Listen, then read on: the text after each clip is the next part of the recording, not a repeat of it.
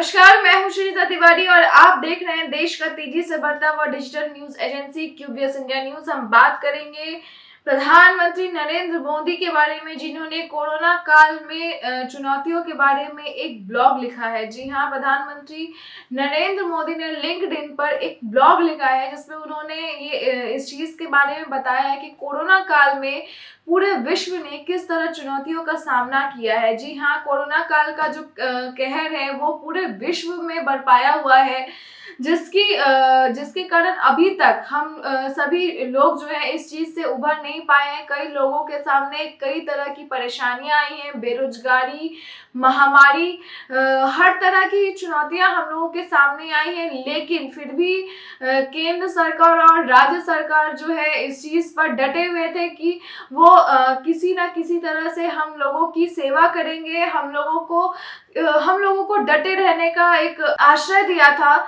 जैसा कि हम सभी जानते हैं, कोरोना के वजह से लोगों के पास जो बेरोजगारी आई थी, जो खाने पीने में जो दिक्कतें आ रही थी, मध्यम वर्ग और गरीब लोगों के सामने ज्यादा ये चुनौतियां आई थी।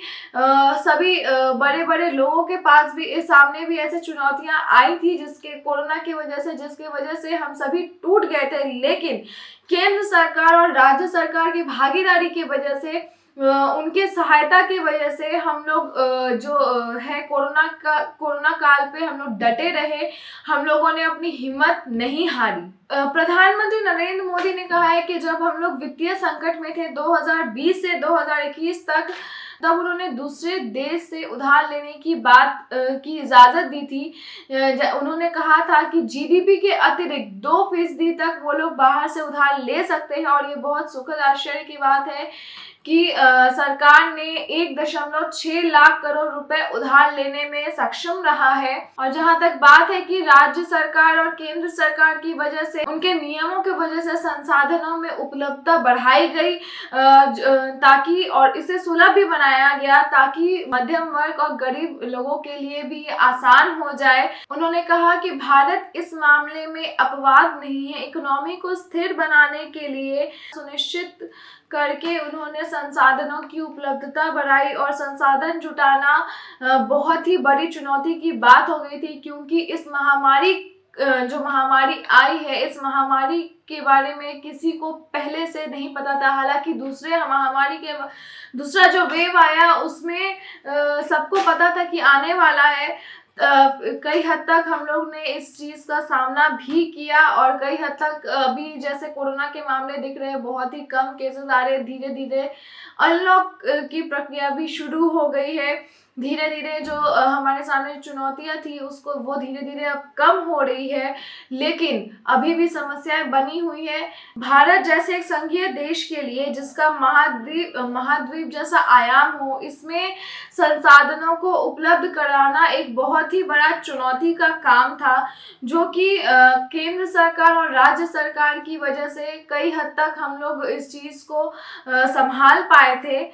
पीएम मोदी ने कई तरह के सुधार की बात कही थी, जिसमें उन्होंने कहा था कि हम जो भी समाधान करेंगे वो हर किसी के लिए, छोटे बड़े सबके लिए एक तरह का हो, ताकि उन लोगों को भी सारी समस्याओं का हल मिले और वित्तीय स्थिर जो है वो बनी रहे। प्रधानमंत्री नरेंद्र मोदी ने कहा कि सुधार के लिए इस तरह का प्रोत्साहन भारत के लोकवित्त में पहले कभी नहीं देखा गया। तो हम बात करेंगे सुधार की, जो प्रधानमंत्री नरेंद्र मोदी ने कहा कि जो सुधार हो उसमें छोटे बड़े सबके लिए समान हो और वित्तीय स्थिर बना रहे।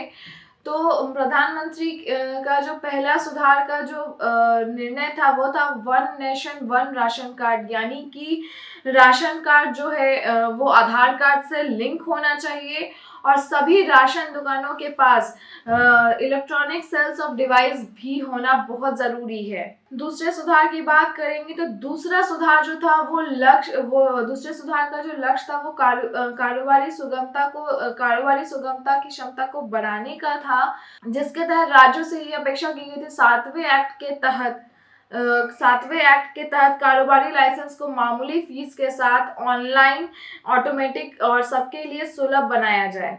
तीसरे सुधार के तहत राज्यों से ये अपेक्षा की गई थी कि वे शहरी क्षेत्रों में प्रॉपर्टी टैक्स, वाटर और सीवरेज चार्ज फ्लो रेट को नोटिफाई करे, जिससे शहरी गरीब और मध्यम वर्ग के लोगों को सही गुणवत्ता की सेवा हासिल हो। चौथे सुधार की बात करेंगे तो चौथे सुधार के में उन्होंने कहा कि किसानों को मुफ्त बिजली के बजाय उन्हें डीबीटी यानी डायरेक्ट बेनिफिट ट्रांसफर से जोड़ा जाए।